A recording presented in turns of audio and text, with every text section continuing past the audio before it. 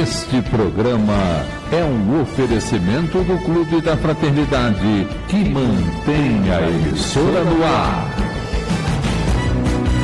No ar, debate na Rio.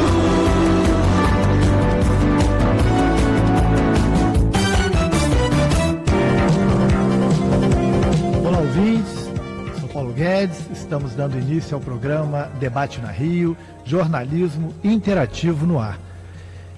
Ligue e participe, 3386-1400, mande sua mensagem pelo WhatsApp, 98486-7633. É importante aí você participar, mandando suas perguntas, a sua opinião, isso é fundamental para que tenhamos um bom debate.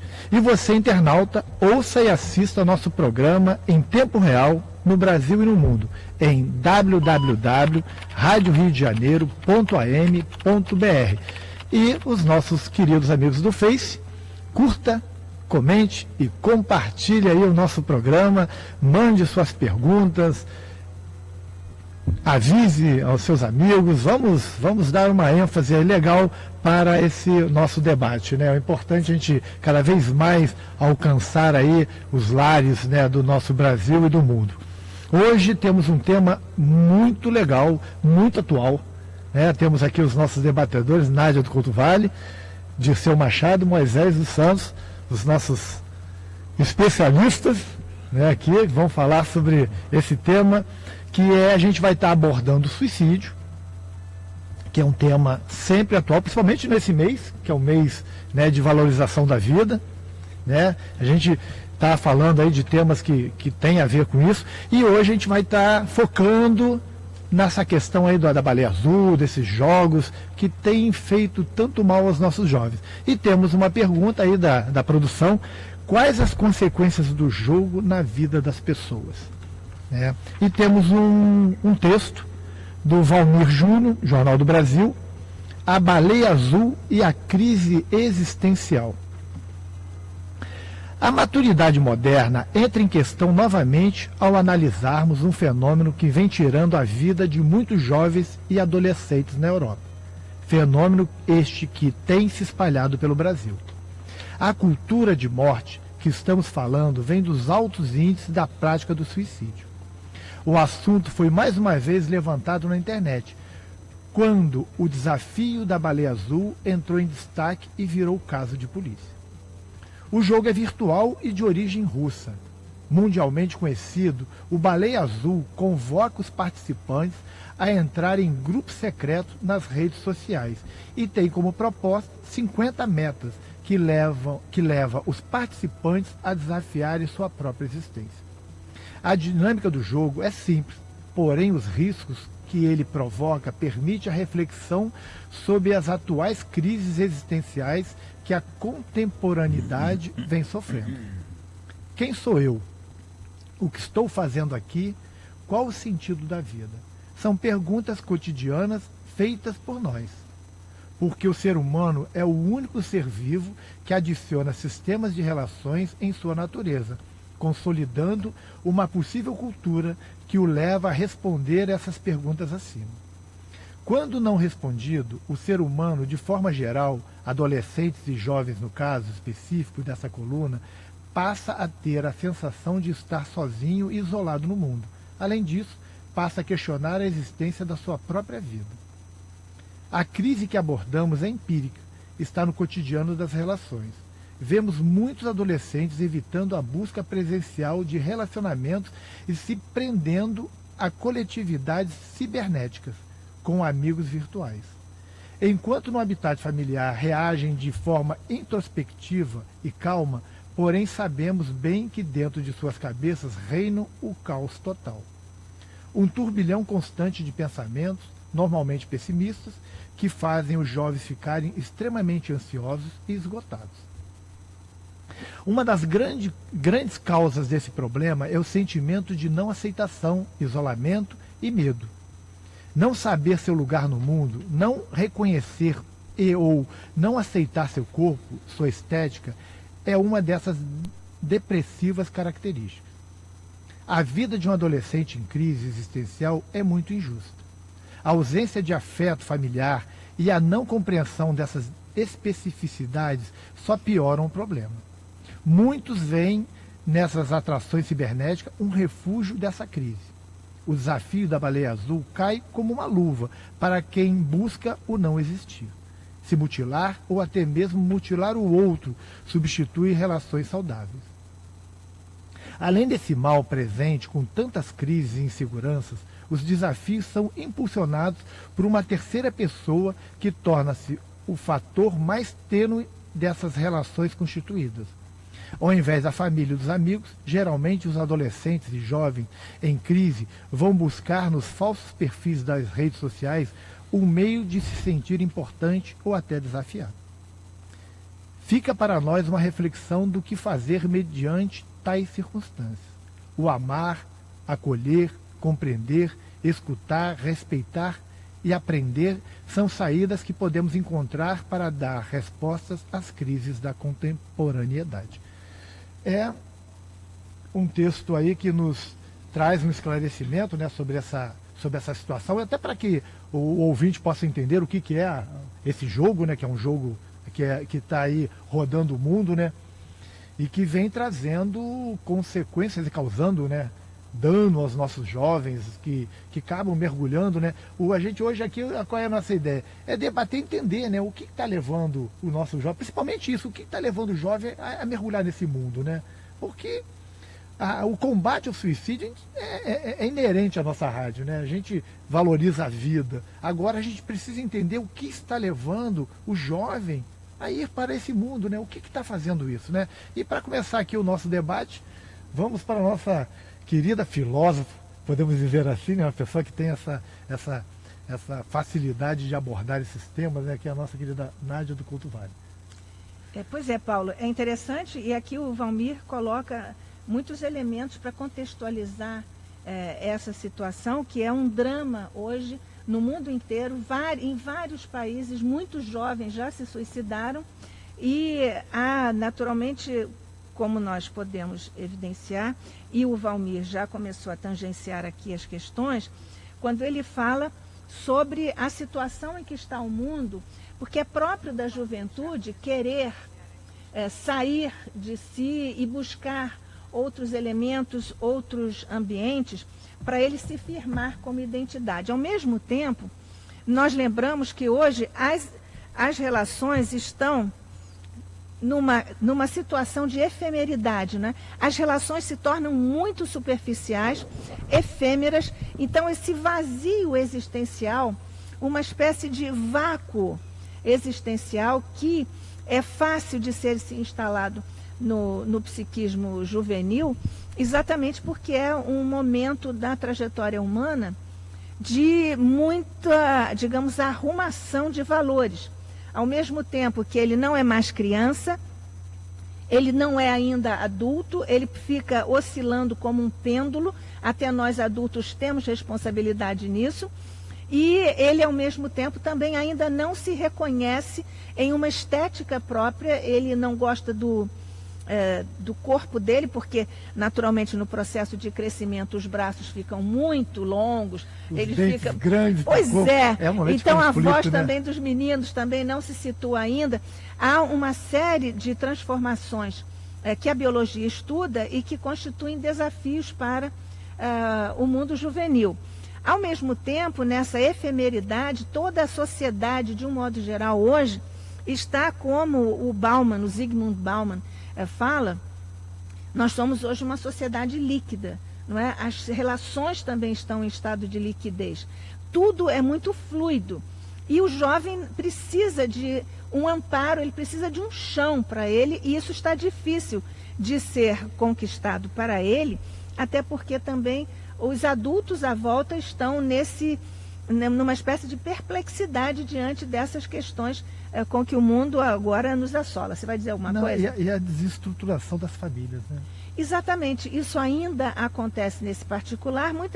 São várias as causas dessa desarticulação da família, mas também daí decorrem essa mesma perplexidade, essa mesma dificuldade de se colocar dos adultos, de se colocarem nesse mundo fluido do Bauman, que o Bauman descreve. e essa superficialidade das relações. A família também não consegue se livrar da internet, dos smartphones, porque gastam todas as horas nisso e não almoçam juntos, não jantam juntos, não conversam mais, não é isso? No ambiente familiar. Isso faz falta para a estruturação de valores dos jovens, que naturalmente também têm curiosidade e que vivem, nós já estamos na geração da internet, não é isso? Eles já cresceram, já apareceram no mundo com essas coisas postas. Então, eles, pela natural curiosidade da juventude, eles acabam buscando na internet alguns sites, alguns caminhos, algumas, como aqui o Valmir chama, as coletividades cibernéticas, e encontram aí, entre aspas, os seus iguais, que muitas vezes não são iguais. Nós sabemos que, como qualquer recurso no planeta, a internet é neutra, né? Depende de quem usa, e então, ao mesmo tempo que ela se presta para estreitar relações, para a comunicação rápida, ela também se presta, lamentavelmente, no seu lado sombrio, a questões de pedofilia, de tráfico de drogas, e agora para esse game online. As crianças e os jovens adoram games, e são agora games online, o que ainda mais vai glamourizando um pouco essa atividade, e entram e depois não sabem como sair, porque também o tal do curador, que não é assim que se chama, né? O tal do curador não deixa mais ele sair, ameaça, diz... Bom, porque ele já vai morrer, ele já vai, né? No 50º dia ele já vai morrer, porque é o programa. Mas aí não deixa sair, porque aí diz, olha, eu sei onde você mora, eu vou descobrir onde seu pai trabalha, eu vou matar seu pai, vou matar sua mãe, sua família. Exatamente. O jovem tem medo. Aqui nós aproveitamos esta oportunidade para dizer a você mãe, a você pai, a você jovem, não tenha medo. Você diga isso, abra essa questão toda vez que se insinuar isso, ou se... escapou de você clicar ali nesse site, ou de alguém induzir você a clicar e ir para esse site, não saia dessa situação de submissão. Você saia disso e você conte à sua mãe, conte ao seu pai, conte aos seus amigos e conte a uma delegacia de crimes, né? Essa delegacia está se esforçando muitíssimo para liberar isso. Para os pais, talvez agora seja interessante os outros companheiros falarem, porque é interessante também nós aqui alertarmos os pais para identificar como o pai vê que o filho está com alguns sintomas de que ele esteja nesse game, né? E também o que pode ser feito e o que, de um modo geral, poderá ser feito em conjunto. E lembre-se, pai e mãe, você também tem a escola como sua grande auxiliar nessa tarefa. É uma coisa que eu tenho observado muito, né? É o distanciamento entre os pais e os filhos, né? Uhum. O diálogo diminuiu muito. Então, como o filho não tem confiança, nessas horas ele não leva o problema para o pai. Porque ele começa a ver que vai ser repreendido. E não vai ter uma pessoa para dar apoio. Exatamente. E aí, é o que eles querem. Quanto mais isolado o jovem, mais fácil. Mas isso acontece desde tenra idade, né? Porque os pais não dialogam, e os pais acham que quando o filho está na internet, ele está protegido de assaltos, etc., no mundo real. Só que agora o mundo virtual se torna, de uma certa forma, real. O vilão, né? E é o grande vilão. Vamos lá. Dirceu, suas considerações iniciais aí do nosso debate. Felizmente, na minha época, ou na nossa época, não tinha esse jogo de baleia azul, né? Mas eu tenho certeza que... Também não tinha internet. E também não tinha internet. Eu tenho certeza que tudo isso passa pela palavra-chave de pais e filhos e de escolas, que se chama educação. Não há como fugir. Não há como fugir da palavra educação, onde educação aqui no sentido mais amplo do termo, não apenas da instrução, mas de ensinar os valores que uma sociedade tem que respeitar. Eu nem entro no ponto de vista espiritual ou religioso, ou coisa desse tipo. Eu falo na ética, falo no respeito, aquelas virtudes que toda sociedade que quer se se fortalecer, tem que respeitar. Com relação a esses games, novamente eu vou bater numa tecla que sempre disse e vou repetir isso até quando puder. Os games não podem ser virtuais.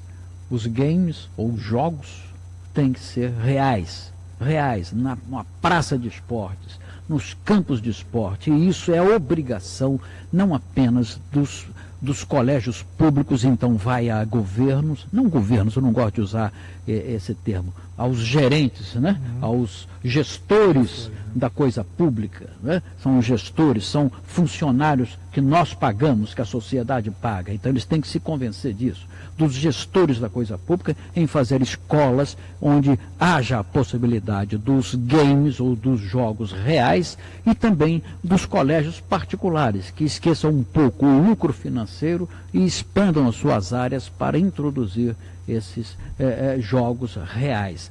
Lá a criança vai aprender a respeitar as regras, vai aprender a respeitar o líder do grupo, vai aprender a respeitar a autoridade, que é o seu técnico ou o que seja, e vai respeitar a autoridade máxima, que é o juiz ou o referee do jogo real. Então passa tudo por aí. E quando a criança descobrir esses jogos reais, ela vai ver que o resto é brincadeira. O resto não tem sentido. Jogos virtuais não tem sentido. A família, nesse ponto, como você disse, tem uma responsabilidade muito grande. Não há como fugir disso.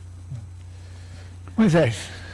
E vamos esperar que a baleia não se torne tão azul, mas que mude de cor. Essa baleia tem que entrar em extinção, né? Essa é a única que a gente torce para entrar em extinção. Você sabe que a reação do bem, existem já movimentos, existe a baleia rosa, a baleia verde, a capivara amarela, a preguiça azul, que são projetos, escolas em São Paulo fazem muito isso, aqui no Rio também, são projetos do bem, as tarefas são do bem, porque as tarefas da baleia azul são do mal, né? Daqui a pouco nós até vamos falar sobre algumas, é interessante para os pais saberem, porque quando os filhos começarem a fazer isso, eles também têm que ficar, como dizem os jovens, ligadões. Muito bem, independente das intenções de quem quer que seja no campo da má intenção ou da promoção pessoal, de tomar-se algum proveito das fragilidades dos outros, essas intenções só chegam até nós se houver receptividade. Então, quando Jesus ensinou sobre o semeador e falou sobre as sementes que foram depositadas ao longo do caminho, e dentro do caminho havia um terreno pedregoso, onde as sementes ali ficaram, elas não se sustentaram, porque não havia profundidade. Então essa profundidade, ela é determinada pelas nossas escolhas. Nós temos o poder de fazer escolhas. E se nós não fazemos as nossas escolhas, fazem por nós. Então o Espiritismo, que vem nos oferecer as diretrizes libertadoras, e no capítulo 5, item 14, Suicídio e Loucura, fala sobre a doutrina como sendo preventiva para não chegarmos a essas decisões ou essas condições, vem nos oferecer a ideia de que resignação e serenidade nos proporcionam, num estado de confiança maior divina, que nos levam a acreditar na vida e no seu real sentido. Porque todas as fugas que realizamos em nossas vidas é porque estamos mal resolvidos. Então, a questão realmente é de educação e também espiritual. Porque os pais, lá em casa nós fizemos assim, apresentamos Jesus para os nossos filhos. E nos apresentamos uns aos outros como espíritos. Porque a propriedade do espírito é da imortalidade. Conhecendo a imortalidade e tendo confiança no futuro, nós sabemos que qualquer problema que esteja alcançando as nossas vidas, esses problemas são superáveis. E não é fugindo deles que nós vamos ter a sua solução. Então, a prevenção do suicídio começa por aí, na paciência perante as adversidades e os conflitos que trazemos. E paciência se adquire com confiança em Deus e tolerância para com as adversidades.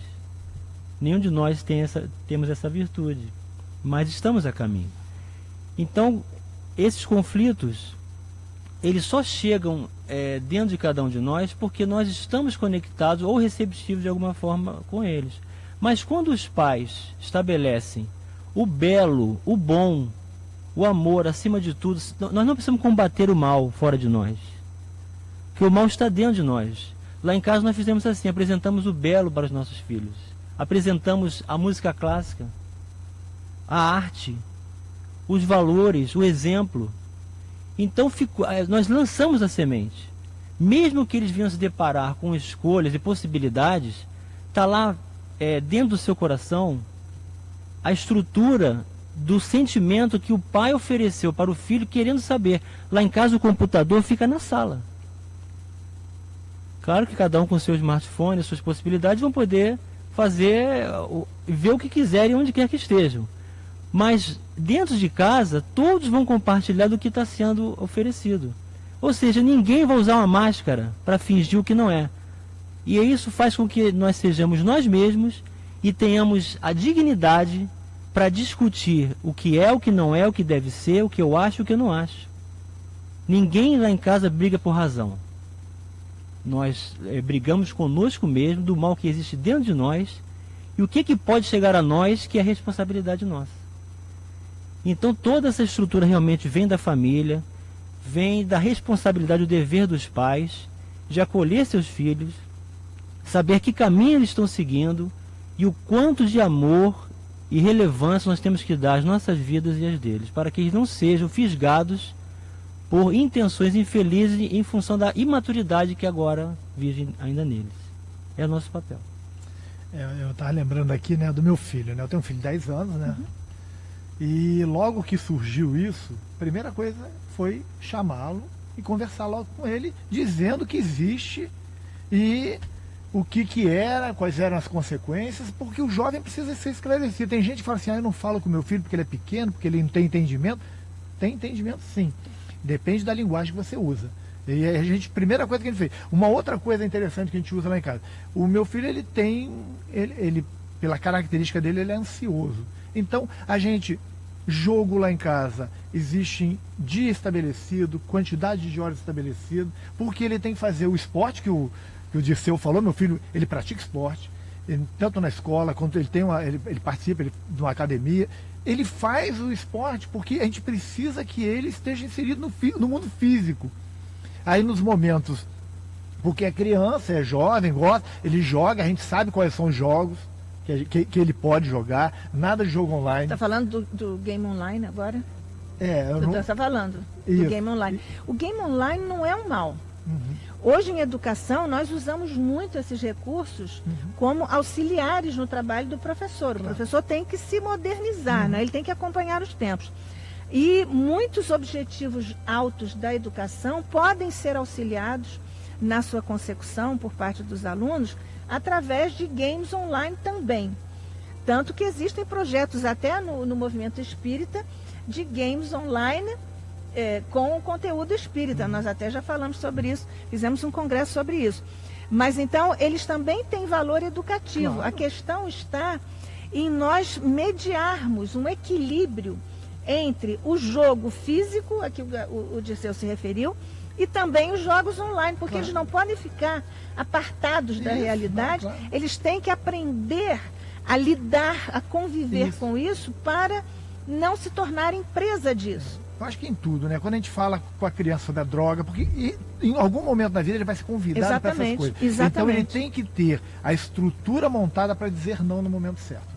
O Michel já está ali sinalizando, está na hora do nosso... Michel é implacável. Nosso intervalo, eu nem falei aqui, a técnica está o nosso Michel, né? Que é o nosso responsável, o nosso operador, e está ali já dizendo que está no momento do intervalo. Então a gente vai fazer um pequeno intervalo e já voltamos com o Debate na Rio para dar continuidade a esse tema tão excitante, tão atual que a gente está falando hoje. Debate na Rio.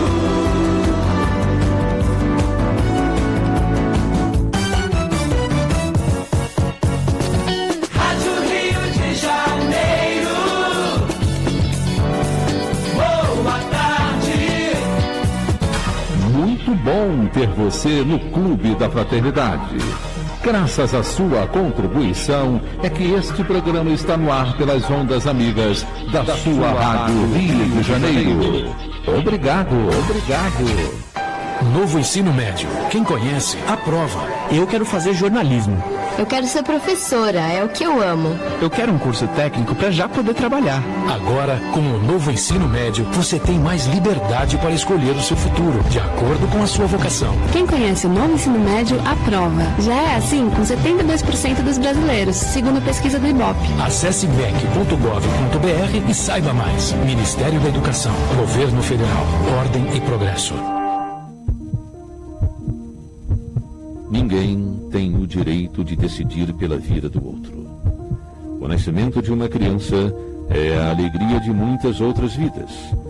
Desde que essa criança cresça, aprenda, sonhe, tanto quanto você já cresceu, aprendeu e sonhou. Campanha pela vida contra o aborto. Compromisso da Rádio Rio de Janeiro, a emissora da fraternidade com você. No próximo dia 28 de maio, domingo, das 9 às 17 horas, acontecerá em Niterói o 16º Feirão Beneficente Procasa Maria de Magdala. Anote na sua agenda. Será no Centro Educacional de Niterói, Centrinho, Rua Itaguaí, 173, Pé Pequeno, Niterói. Lá você encontrará a venda de livros, CDs, artesanatos em geral, doces, bebidas, almoço e muitas delícias. Não perca, dia 28 de maio, domingo, das 9 da manhã às 17 horas, lá no Centrinho. 16º Feirão Beneficente Procasa Maria de Magdala. Manhã na Rio. Comece o seu dia bem animado, com músicas, informação, utilidade pública e os principais temas do movimento espírita. De segunda a sexta às 7 da manhã. Apresentação Célio Berrondo. Rádio Rio de Janeiro. 1400 AM. A emissora da fraternidade.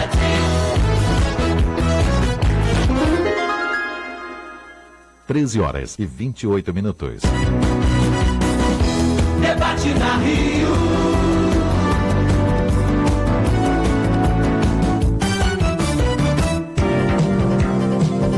Olá, ouvintes, estamos de volta. Um debate na Rio. Hoje estamos falando aí sobre a questão do suicídio, sobre o jogo, né? O Baleia Azul, que é um jogo que está aí muito na mídia, né? Está sendo muito falado, então a gente achou por bem trazer, porque estamos no mês da valorização da vida, né? E é importante a gente trabalhar isso. No primeiro bloco do nosso programa, os três debatedores aí já fizeram as colocações, né? Agora a gente vai para a questão da... Agora vamos entrar nas perguntas, né? Os internautas aí já estão mandando algumas perguntas para a gente, e já vou passar uma pergunta aqui para a Nádia. O que leva os jovens cada vez mais a mergulhar loucamente no mundo digital, esquecendo muitas vezes o contato físico, olho no olho? Selma do Tanque. Jacarepaguá. Oi, Selma, um abraço para você. Não está lavando roupa não, é do Tanque Jacarepaguá. Oi, Selma, um abraço para você. Nós já sinalizamos algumas direções nesse particular. Basicamente porque, primeiro, eles são a geração digital. Isso é a primeira coisa. Já faz parte da natureza do seu estar no mundo. Você veja que tudo agora, você faz uma pergunta para o jovem, em vez, se você estiver com um jovem, aí você precisa de uma informação. Nós nos dirigimos naturalmente a uma pessoa. Se você está numa rua, você se dirige a uma pessoa e pergunta. Não, o jovem fica parado e procura ali no celular. Isso, eles são da era digital. Então nós precisamos entender isso, porque para eles essa é a linguagem do momento e nós sabemos é a linguagem do futuro. Eles hoje perguntam ao Google. Exatamente, tudo é o Google que faz. Então, primeiro é a natureza, segundo é exatamente a sociedade que e está nesse patamar. A instância digital é hoje a instância da vida. Então, eles estão nisso. Agora, por que eles se isolam? Porque é próprio desse encantamento e dessa... Porque isso se torna uma obsessão, né? A internet hoje é classificada pela Organização Mundial da Saúde como uma dependência sem substância. Nós lembramos que a dependência sem substância, assim classificada cientificamente, tem as mesmas consequências que as dependências com substância, que antes nós chamávamos químicas, né? E as não químicas são essas sem substância. A ciência hoje avaliza que o caminho neurofisiológico do dependente de crack, de álcool, de oxi, de maconha, é exatamente o mesmo caminho que os científicos, principalmente Mark Goldman, lá da Califórnia, chamam de caminho da recompensa, ou circuito do prazer.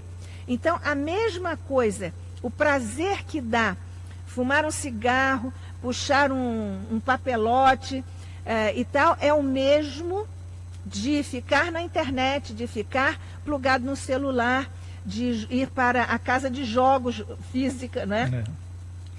Ir para a academia, todas essas. Então, a dependência de internet e de celular é hoje coisa de saúde pública na Coreia, no Japão, na Ásia de um modo geral, na Inglaterra. Aqui também as pessoas já despertaram para isso e as pessoas acabam com a própria vida por causa disso. Então nós precisamos ter o limite, negociar. Nós estamos falando ainda há pouco com você, Paulo, sobre o Paulinho. Nós temos que negociar com os filhos, com as crianças e jovens, o tempo que eles têm para fazer o que é do mundo real e o que é do mundo virtual. Acontece que os pais também estão ainda despreparados, são disfuncionais nesse sentido, porque os pais também ainda não entendem corretamente o papel do mundo virtual, acham que o mundo virtual, por ser virtual, não oferece perigos, e nós estamos vendo que isso é como uma serpente que se insinua na intimidade dos lares e das famílias para roubar aos nossos jovens da vida. Então, a Selma do Tanque, né, existem essas questões. Se você me permite, vou derivar um pouquinho, porque esse delírio da internet, do jogo e tudo, porque eles têm as comunidades, eles encontram os amigos. Eles hoje preferem ir a uma festa virtual do que ir a uma festa, entre aspas, normal, no mundo físico. Eles ficam mais desolados se eles não forem convidados para uma festa virtual do que se eles não forem convidados para uma festa no mundo real, porque eles preferem ficar sentados, isolados. O isolamento psicológico, o isolamento social que a internet em uso desenfreado, descontrolado permite, é um dos sintomas dessas pessoas, adultos inclusive, que ficam na dependência sem substância dessa atividade. Se você me permite mais um minutinho só, porque eu acho que isso é de utilidade para os pais, para as mães, para todos os adultos no entorno de crianças e jovens, nós vermos por que há qual é a psicologia do jogo da baleia azul, né? A psicologia é a seguinte: muitas pessoas têm medo, não é, de sentir dor. O Freud até diz que ele tem um trabalho sobre o riso, né? Nós rimos das coisas que nós tememos, né? Então muitas pessoas não querem tomar tombo, riem quando o outro leva tombo, em velórios elas riem e tudo. Então a psicologia do jogo é criar um processo de habituação à dor. Então vai num crescendo. Em 50 dias, os tais dos curadores, que são os aspas, os chefes, os coordenadores, eles apresentam, eles já sabem, já tem uma tabela, mas há momentos nesses 50 dias em que é o curador que vai dizer: hoje eu inventei este jogo para você. Então há essa gradação. Primeiro, tem que fazer um desenho de baleia no braço ou na perna com faca. Depois tem que acordar às 4h30 da manhã, tem que ser às 4h30 da manhã, acordar e ir lá para um telhado bem alto e ficar olhando. Depois, outra vez, tem que acordar às 4h30 da manhã e se balançar na beira do telhado. Tem que dar bala envenenada para a criança. Há uma série de coisas que vão nesse crescendo, que vão fazendo com que a criatura, porque tem medo de morrer, tem medo dessas coisas, vá se habituando à dor. A esse propósito, nos Estados Unidos, eu acho até que vou dizer felizmente, é só um desafio, pelo menos por enquanto, que é o desafio da borracha. O que fazem os alunos agora lá nos Estados Unidos? Alguns, né? Eles pegam a borracha e gastam a borracha no braço ou na perna. Depois dessa, digamos, atividade, quem tiver construído a maior lesão no braço ou na perna ganha o desafio. Esse desafio aqui da baleia é que no 50º dia a pessoa tem que se matar. Não é isso? E é interessante que o Valmir aqui, desculpa, eu estou falando muito, mas é uma coisa que talvez a gente tenha que contar aos pais. O Almir aqui fala da cultura de morte e o assunto foi mais uma vez levantado na internet.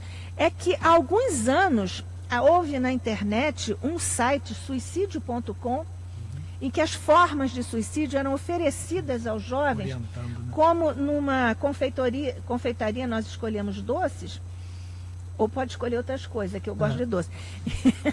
Então, você vai lá e escolhe com detalhes o que você precisa comprar, como você se prepara, como você fica sozinho em casa e depois marca dia e hora para se suicidar online.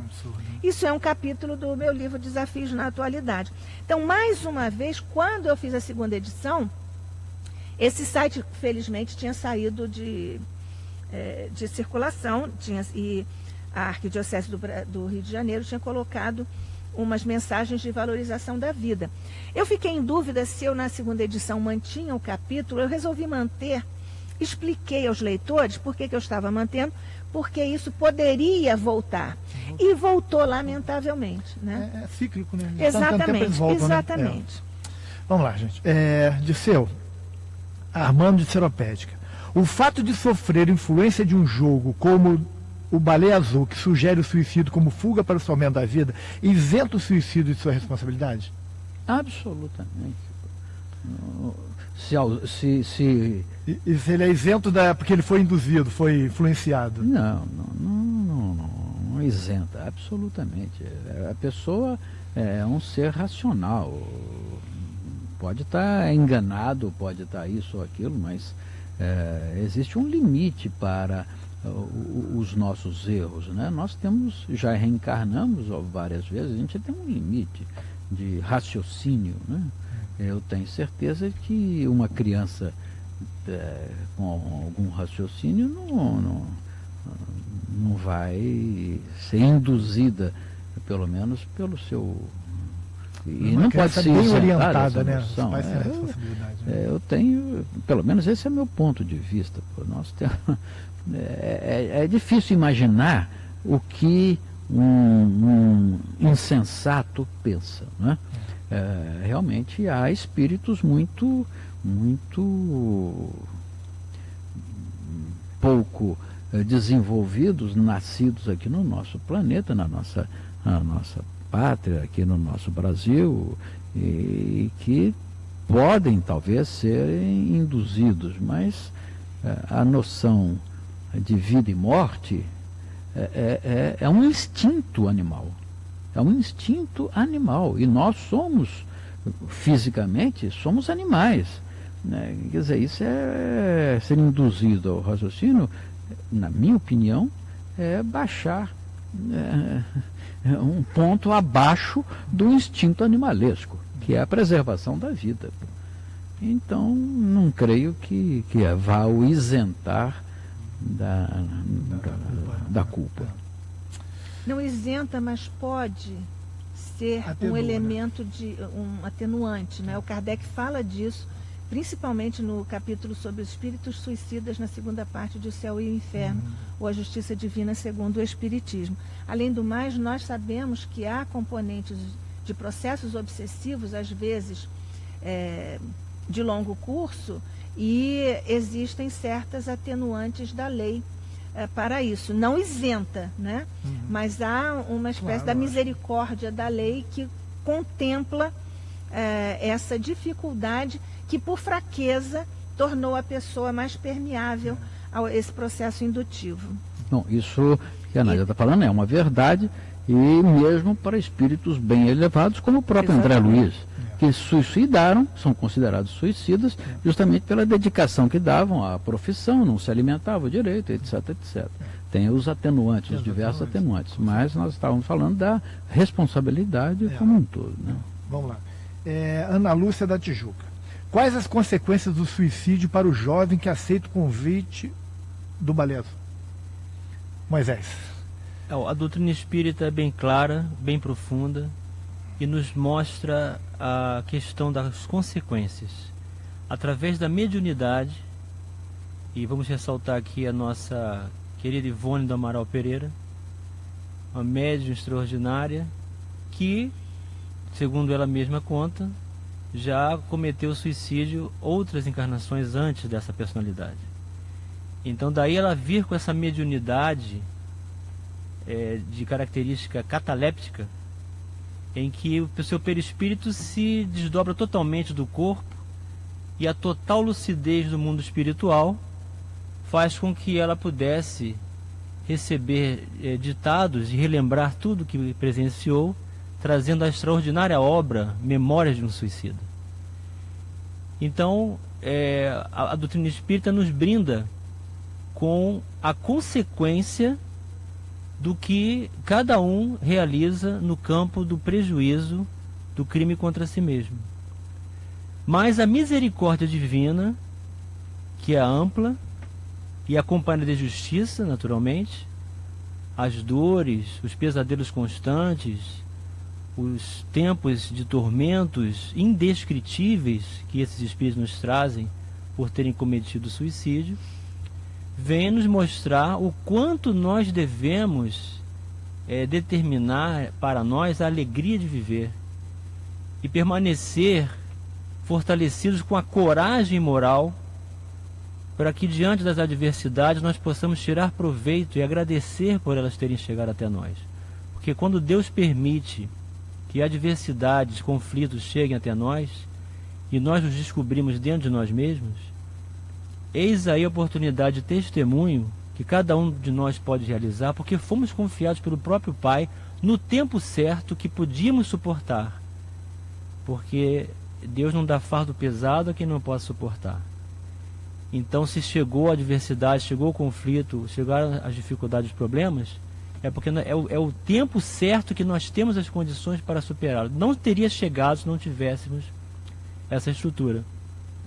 Então, justamente por termos a oportunidade do reencontro com a mediunidade, esse intercâmbio entre dois mundos, nós temos a notícia do que ocorre com as consequências para cada um de nós no mundo espiritual. Vale também lembrar um caso muito pitoresco que ocorreu com Chico Xavier.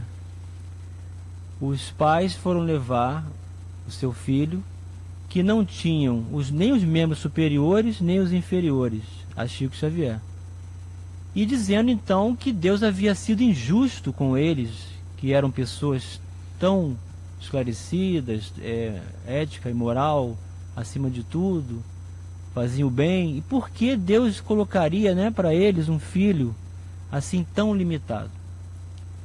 E Emmanuel traz a resposta psicografada para os pais. Aquele espírito habituou-se inúmeras reencarnações a cometer o suicídio. Já veio sem partes de membros, só superiores ou só inferiores, e sempre que ele tinha alguma chance para tirar a própria vida, ele assim procedia. Então ele precisava estabelecer um campo de reabilitação magnética e de saúde, mantendo uma existência completa, de modo que ele não pudesse realizar o crime contra si mesmo. E assim ele iniciaria uma reabilitação para mais tarde criar o seu hábito de valorizar a vida e saber que tudo que nós fazemos com o corpo reflete no espírito. Tudo que fazemos no espírito reflete no corpo. É uma interação de via de mão dupla constante.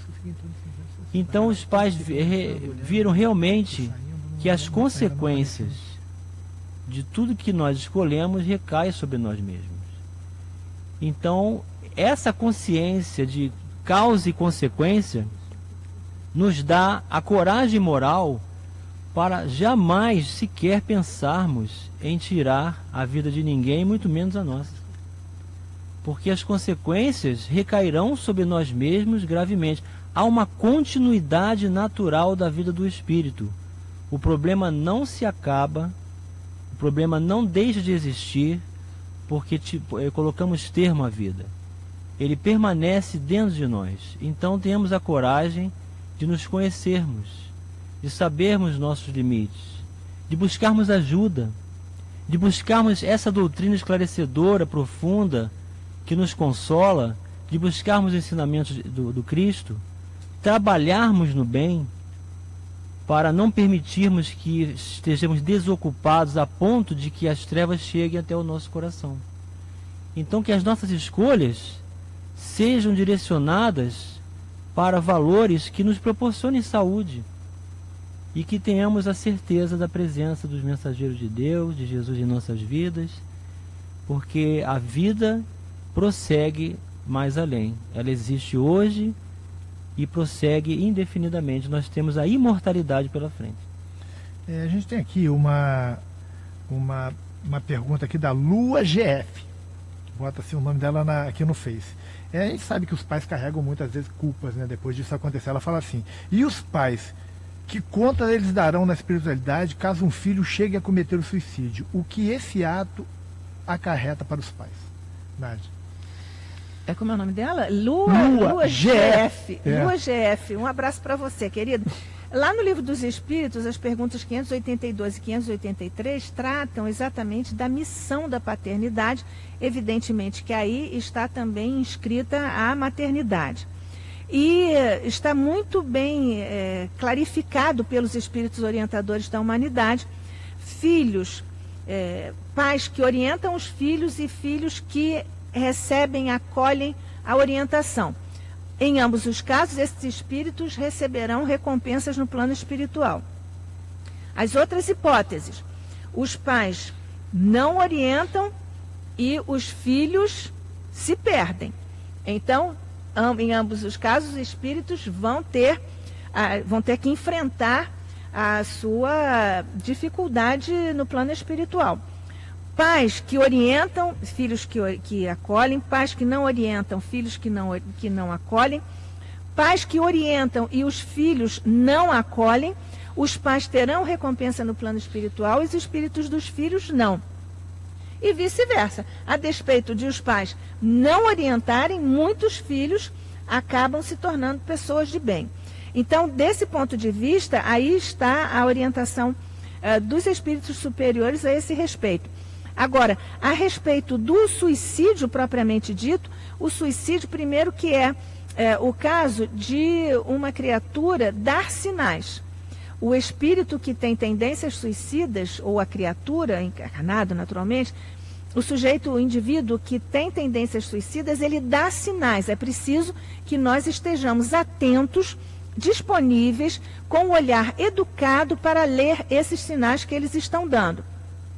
Além disso, por mais que os pais orientem, ensinem e deem exemplos de valorização da vida, o espírito tem a sua liberdade. Em um momento de fraqueza, ele pode cometer o suicídio. Nesse caso, se os pais orientaram bem até aquele momento, não lhes cabe nenhuma responsabilidade. Mas, se eles deixaram o filho à solta, deixaram que ele ficasse exposto como presa diante dos convites inferiores da matéria, do mundo, etc., aí, Selma, eles têm sim uma responsabilidade partilhada. Vamos lá. Ricardo Baltazar, aqui pelo WhatsApp, de Vargem Pequena. Os conflitos da puberdade e da juventude têm origem na falta de religiosidade, ele está afirmando. As escolinhas evangélicas deveriam ser expandidas em todas as religiões? O que você acha disso aí, Dirceu? Não, eu não vejo necessidade. Também é uma opinião particular. A falta de religiosidade é um aspecto que as famílias deviam cuidar, né? Mas eu vou um pouquinho anterior a isso. Eu vou primeiro das virtudes como um todo, que são muito mais amplas do que as religiões, não é isso? As virtudes como um todo é que deveriam ser incentivadas e expandidas e incutidas nas crianças. E sim, essas virtudes todos nós sabemos quais são, né? E as crianças deveriam conhecer, a começar pelo respeito. Isso nós já falamos tanto aqui em programas anteriores, não é isso? Vai novamente a educação como um todo. Qual é o início da proposta Ela do fala ouvinte? que o conflito da puberdade e da juventude tem origem na falta de religiosidade. Acho que reduzir muito. Como é o nome da pessoa?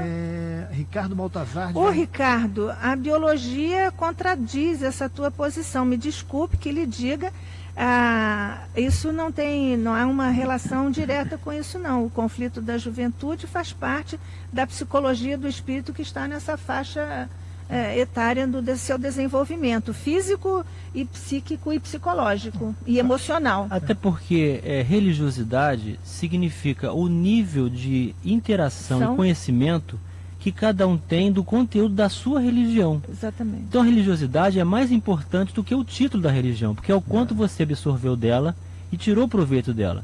E isso realmente é a busca que cada um de nós deve fazer na sua escolha no caminho religioso. Exatamente. Deixa eu fazer uma perguntinha, tem 3 minutos. Sim. Do Sérgio do Leme. Qual a responsabilidade daqueles que induzem esses jovens ao suicídio? Quem tem maior culpa, o suicida ou aquele que o induz?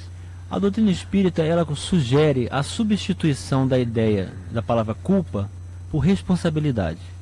Porque culpa você se deprecia, você se coloca inapto para superar-se. E responsabilidade você demonstra a sua essência natural, imagem e semelhança de Deus, e a capacidade de reformulação de todos os níveis de tudo que nós construímos equivocadamente. Então a reencarnação nos proporciona a reconstrução, a retificação do nosso caminho. Então é claro que a responsabilidade sempre vai recair entre um ou outro, mas isso depende de cada caso, o quanto cada um estava receptivo. Kardec ensina no Livro dos Médiuns que só existem pessoas que foram enganadas por alguém porque já estão enganados por si mesmos. Então, Joana de Ângeles também diz isso, que o engano, ele na verdade é uma simbiose, é uma sintonia em comum dos mesmos interesses e pensamentos. Então, esse nível de justiça humana, querendo estabelecer quem tem mais ou menos culpa, isso é a consciência, naturalmente, que faz para cada um de nós, onde as leis de Deus estão escritas. Nenhum de nós tem a capacidade de aferir quem tem mais ou menos culpa, porque o resultado são as obras que realizamos, porque a cada um será dado conforme as suas obras, ou que cada um alcançou pelo seu conhecimento. Esse é o nível de relação individualizado com a própria consciência. E a consciência é que estabelece tudo. Estamos chegando ao final aí do nosso programa, né? Só, como a gente fez na semana passada, só anunciando, né? No próximo debate da equipe do Eduardo, né? Do debate que é segunda-feira e tem as reprises, o tema será o temor da morte, né? Falando sobre esse medo, né, da morte que algumas pessoas carregam, e o da próxima quinta será sobre aborto. Então temos 2 temas aí para os nossos ouvintes se prepararem, trazerem perguntas, levarem para suas casas espíritas, né, o tema que vai ser debatido, para que a gente possa, nos próximos debates, abordar isso aí. Fiquem todos em paz, todos com Deus, né, e estaremos juntos semana que vem, se assim Deus permitir. Até lá. Debate na Rio.